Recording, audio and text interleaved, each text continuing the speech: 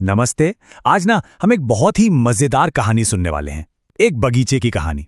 और इस कहानी से हम जानेंगे कि हमारी प्यारी धरती पूरे साल कैसे बदलती रहती है। तो चलिए, सबसे पहले एक सवाल।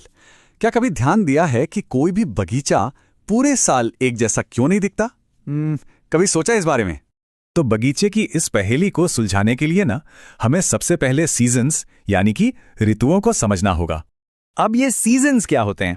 सोचिए, जैसे हमारी धरती की एक कहानी की किताब हो, तो ये सीजन्स उस किताब के अलग अलग चैप्टर्स या पन्ने हैं। हर कुछ महीने में मौसम का एक नया मजेदार पन्ना खुलता है। और पता है, हमारे इस बगीचे की कहानी में ऐसे 5 बहुत ही खास सीजन्स या कह लीजिए चैप्टर्स हैं, और हर एक चैप्टर की अपनी एक अलग ही बात है। अच्छा, तो तैयार हैं?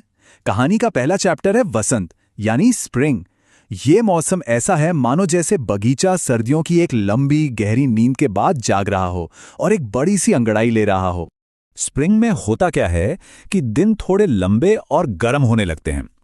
सूरज की रोशनी मिट्टी को धीरे धीरे गर्म करती है, जैसे वो सारे पौधों को प्यार से जगा रही हो और कह रही हो, चलो चलो उठ जाओ, अब बड़े होने का टाइम हो गया है। और फिर जब बगीचा जागता है तो पता है क्या होता है?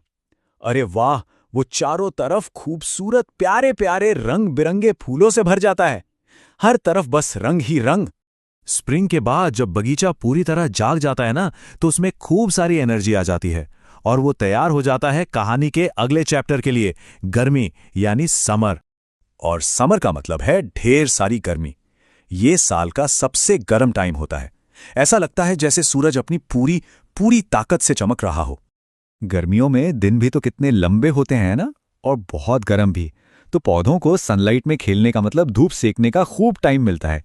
बिल्कुल वैसे ही जैसे छुट्टियों में हमें बाहर खेलने के लिए ज्यादा टाइम मिल जाता है। अब सोचिए, इतनी धूप और गर्मी के बाद क्या होगा? अरे भाई, बगीचे को जोरों की प्यास लग जाती है, और उसकी प्यास बुझाने के लिए आता है हमारा अगला सीजन, मॉनसून। मॉनसून में क्या होता है? खूब सारी बारिश होती है।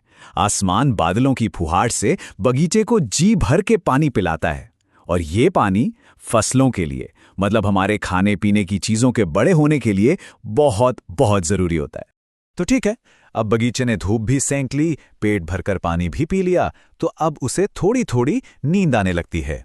और यहीं से शुरू होता है ऑटम का मौसम, जिसे हम पतझड़ भी कहते हैं। ऑटम में मौसम फिर से थोड़ा ठंडा होने लगता है और पेड़ भी सोने की तैयारी करने लगते हैं। और पता है वो क्या करते हैं? वो अपनी पत्तियों का रंग बदल लेते हैं, लाल, पीले, नारंगी, जैसे रंग बिरंगे पजामे पहन रहे हों, और फिर धीरे धीरे अपनी सारी पत्तियां गिरा देते हैं।